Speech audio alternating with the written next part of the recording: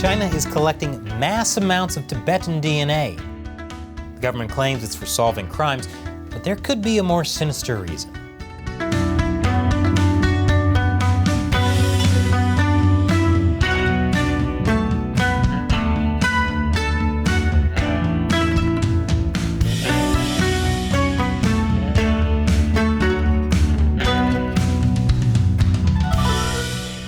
Welcome to China Uncensored. I'm Chris Chappell.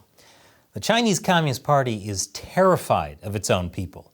China spends more on controlling its 1.4 billion citizens than on its entire military.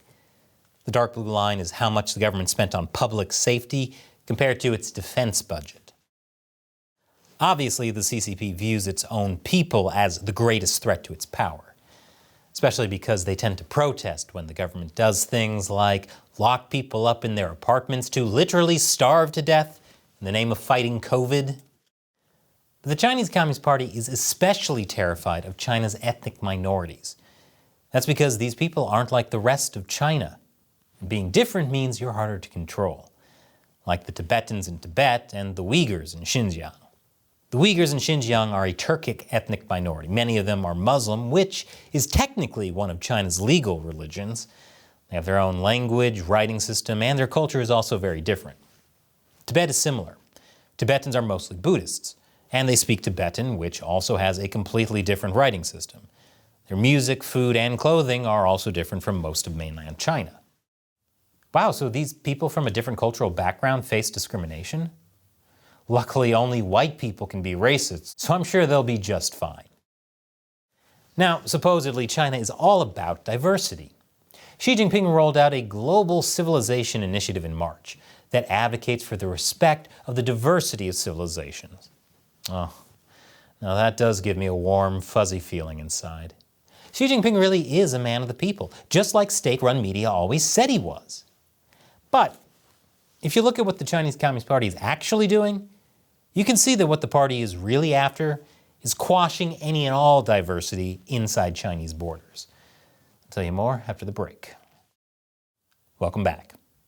Ethnic cleansing with Chinese characteristics. That's the only way to describe what the CCP is doing to China's minorities. The Communist Party is making a systematic effort to wipe out ethnic culture, and often the ethnic minorities itself. When the party built state-run boarding schools to ensure a fairer education in rural Tibet, the result was Tibetan children being forcibly removed from their parents and getting stripped of their language and culture. Tibetan herders have been forced off their ancestral lands into government-built houses. The party said it was a voluntary program meant to lift them out of poverty. But Human Rights Watch spoke to herders who said no one has the ability to refuse. The program is not voluntary, and it's not about poverty either, because they're encouraged to leave their religious beliefs behind. Because, who needs religion when you've got money, am I right? Things aren't much different in Xinjiang. The government claims it's providing vocational training there to prevent Muslims from turning to terrorism. But these centers are essentially glorified concentration camps, where Uyghurs face torture, rape, and I can't believe I'm saying this, but things even worse than that. Because this is the Chinese Communist Party we're talking about. I'll get to what that is in a moment. But while their parents are imprisoned, children are sent to state-run boarding schools to be indoctrinated. Chinese authorities have also offered cash incentives for inter-ethnic marriages, that is, between Han Chinese, which is China's dominant ethnic group, and another minority. Apparently the government's not interested in promoting marriage between minorities, only assimilating them into the Han gene pool. And for Uyghurs who aren't interested, there's always the forced abortion and sterilizations. This was one of the reasons an independent tribunal in the UK called China's treatment of Uyghurs in Xinjiang genocide. But at least they're not white, because if they were, this would sound kind of racist. Now, I mentioned earlier that there's something else going on that's possibly even worse than the torture, rape, and systematic destruction of culture. If you're brave enough to find out what that is, stay tuned after this quick commercial break. Welcome back. Unless YouTube demonetizes this episode, sometimes they get a little funny about exposing genocide in China. The Chinese Communist Party is sucking out the soul of its minorities' vibrant culture and replacing it with a Disney version that it can parade in front of tourists to make them think it has diversity. It wants you to walk on the streets of Lhasa and think that seeing Tibetans walking around means they're free to do what they want. But for ethnic minorities, China is one big prison. But just because the Chinese Communist Party hates them and their culture doesn't mean minorities can't contribute to society. You see, China has a problem. As state-run media explains it, Chinese are much less willing to donate their organs compared to other countries, with the ratio being only 6 out of 10 million. The reason, it says, is cultural differences. Many Chinese believe that their body should remain whole, even after death. That's why when China Daily asked netizens what they thought of organ donation, one Chinese person responded saying she wouldn't donate her organs because if she did, how would she survive in the afterlife? Wait, we need organs in the afterlife? In that case, I want to be the first ever deceased organ recipient. I'm going to heaven with extra spleens. But communist problems require communist solutions. When you have entire populations locked up, they become the perfect source for organ donations. They're donations, okay? Don't ask any questions. The first volunteers were Falun Gong practitioners, a peaceful meditation practice that became popular in China during the 90s that the party obviously needed to crack down on because they were so dangerous. The thing is, the ideal organ donor is around 28 years old, and after so many years, the party was running out of Falun Gong volunteers. And so, as early as 2016, authorities required local Xinjiang residents to supply DNA samples when applying for travel documents.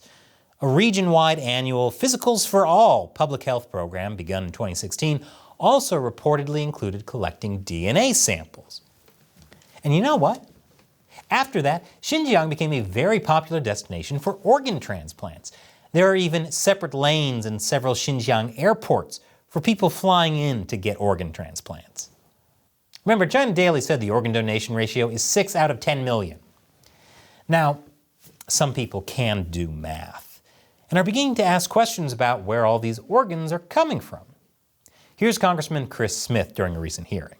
Indeed, the most nefarious misuses of DNA collected has been to find matches for organ recipients from unwilling, healthy, innocent people.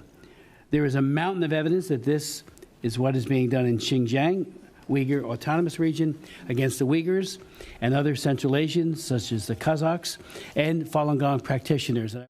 Thank goodness American company Thermo Fisher was selling DNA kits to Chinese authorities there. Don't worry, they said they stopped. Oh wait, no they didn't. In fact, it seems now that authorities in Tibet are also buying Thermo Fisher DNA kits. Yes, it seems they've been collecting DNA from Tibetans too. According to the University of Toronto's Citizen Lab, between 2016 and 2022, police in Tibet potentially collected over 1 million DNA samples. That's about a third of the population. This is the creepiest collection of DNA I've seen since the last time someone shined a black light inside a hotel room. But the police are doing the DNA collection, so surely it must be to stop criminals, right? Well, according to the Australian Strategic Policy Institute, unlike the managers of other forensic databases, Chinese authorities are deliberately enrolling tens of millions of people who have no history of serious criminal activity. They seem to just be collecting DNA for the sake of collecting DNA, even from children as young as 5. So if a Chinese communist owl asks your kid how many licks it takes to get to the center of a Tootsie Pop, they're just trying to collect their saliva. I think it's time for a China Uncensored mental health break. Oh, look at those puppies. They're so young and healthy, and still have all their organs. What cutie pies. We recently spoke to Ethan Gutman, who basically broke the organ harvesting story. He says because the party is basically running out of their previous Falun Gong and Uyghur volunteers, they now need to find others. And there's also signs of an uptick at the same time in Tibetan organ harvesting, and even to some extent Christian organ harvesting. They're casting around for different other types. It's basically door-to-door organ harvesting, which sounds like the plot to Death of a Salesman if Death of a Salesman was a horror movie.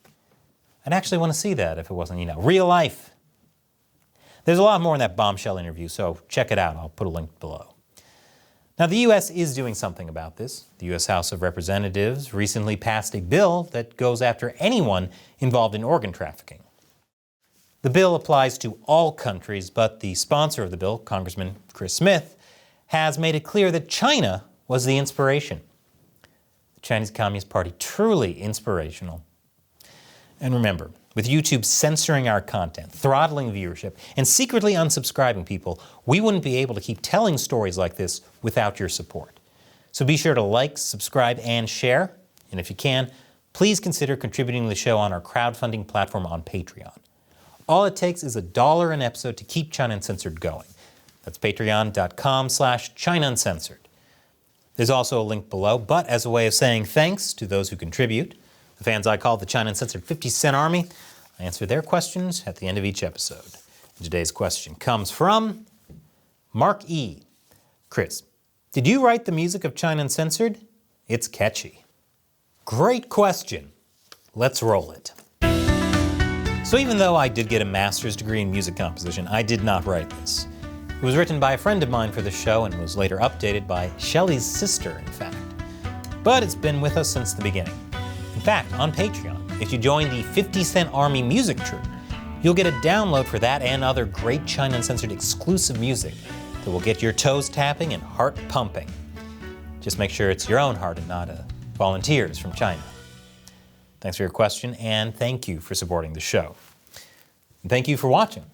Once again, I'm Chris Chappell. See you next time.